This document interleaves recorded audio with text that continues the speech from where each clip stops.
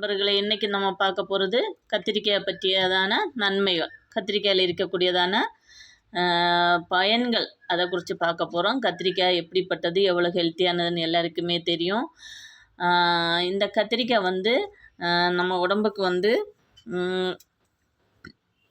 நீர்ச்சத்து, சருமத்தை வெண்மையாக்கக்கூடியதான ஒரு விட்டமின் சி மற்றும் இரும்பு சத்து அதிகமாக இருக்கிறதான ஒரு காய். இது நம்முடைய சளி, இருமல் அப்படிப்பட்டதான இதெல்லாம் நமக்கு உடம்பில் கம்மி பண்ணக்கூடியதான ஒரு காய். சிறுநீரக கற்களை கரைக்கக்கூடியதான ஒரு காய் இது.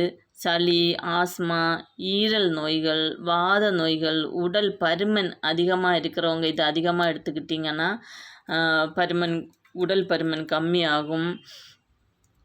ஏகப்பட்டது இந்த தொண்டை கரகரப்பு இருக்குது பார்த்தீங்களா, அதுக்கு இது ரொம்ப நல்லது.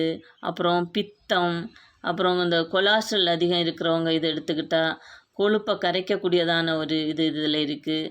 ஏகப்பட்ட நன்மைகள் இந்த கத்திரிக்காயில் இருக்குது நண்பர்களே. ஆனால் இந்த கத்திரிக்காய்னு சொன்னால் அநேகர் வந்து என்ன சொல்கிறாங்கன்னா, ஹீட்டு கத்திரிக்காய் ரொம்ப அப்படின்னு எடுத்துக்க மாட்டாங்க. ஆனால் அப்புறம் கத்திரிக்காய் வந்து சாப்பிட்டா ஒரு சிலருக்கு நமிச்சல் வருது, அலர்ஜி வருது அப்படின்றாங்க. அதெல்லாம் அலர்ஜி இருக்கிறவங்க, ஸ்கின் அலர்ஜி இருக்கிறவங்க என்ன பண்ணணும்னா, கத்திரிக்காய் வந்து முத்தலானது இல்லை பெரிய சைஸு கத்திரிக்காய் எடுத்துக்கக்கூடாது.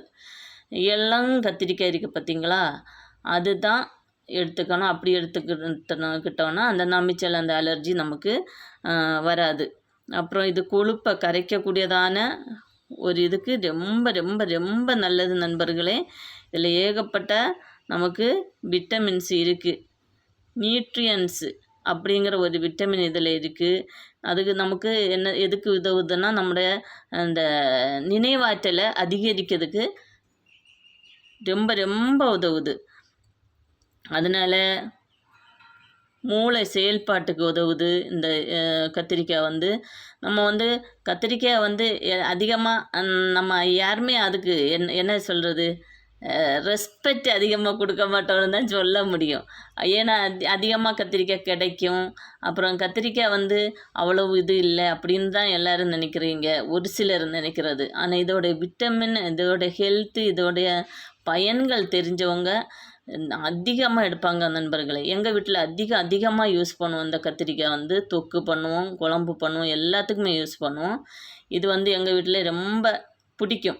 அதனால் இந்த வீடியோ பிடிச்சவங்க லைக் பண்ணுங்கள், ஷேர் பண்ணுங்கள், கமெண்ட் பண்ணுங்கள், மறக்காமல் சப்ஸ்கிரைப் பண்ணி சப்போர்ட் பண்ணுங்கள் நண்பர்களே. ஓகே, பாய்.